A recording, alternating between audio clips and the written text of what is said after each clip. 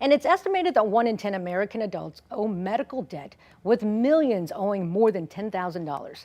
That's according to analysis by the Kaiser Family Foundation last year. Well, one nonprofit called $4 is helping patients reduce that medical debt. $4 co-founder Jared Walker and Austinite Zack joined me this morning. Thank you, gentlemen, so much for coming in to the KVUE studio. You flew in, so thank you. Thank you for having us. Listen, I want to start with Zack, who was in an accident. You were hit by a car while walking. First of all, how are you now, and how much debt did you incur because of that? Yeah, I'm fine now, thank goodness. But yeah, getting out of the hospital, super scary when you get that final bill, tens of thousands of dollars in debt. And luckily, I had a fiance who found Jared on TikTok. So how much debt did you rack up? I had about $70,000 in debt. Okay, and so how did $4 help with that debt?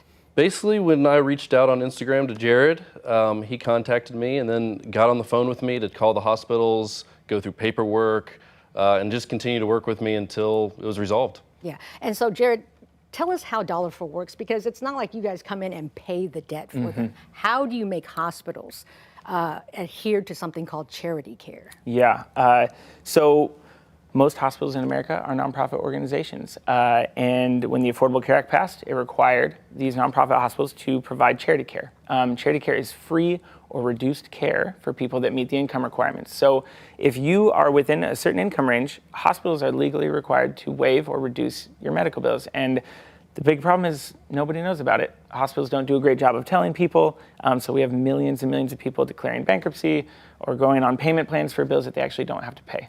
And so your group, what's the data for Texas hospitals? What about the Austin area? How are hospitals here doing? Yeah, so a lot of, hospitals everywhere are not doing great. Okay. And a lot of times, I think in this area, a lot of hospitals here will still give discounts for patients that are at or below 400% of the federal poverty guidelines. So you can make up to, a little over $100,000 a year as a family of 4 and still be eligible for some type of discount or charity care. And, all the hospitals can do better. It's something that they're all a little bit behind on. So I'm just curious, what are some of the reasons hospitals are giving to deny these claims? That's a great question. We should ask the hospitals. I think there's a couple misconceptions out there. One, a lot of people think, well, the increase of charity care will decrease hospital revenue. These hospitals are going to go bankrupt. That's not the case. These are laws that are set in place. The hospitals have done accounting. They put all this into their books to where they know how much that they can give out.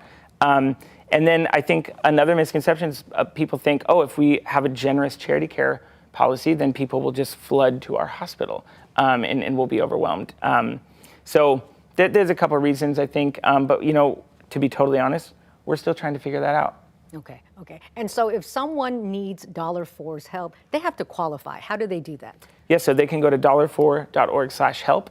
And that is our eligibility screener. So we have a database of every hospital in the country and all their charity care policy data. So you can put in your household size, income, what hospital, and it will tell you if you're eligible according to your hospital's policy. And then we have patient advocates that will help complete all the paperwork, submit it to the hospitals, and then advocate on your behalf. Forms. All right, Jared, Zack, thank you so much for your time. Again, for more information on how this could help you, go to $4.org.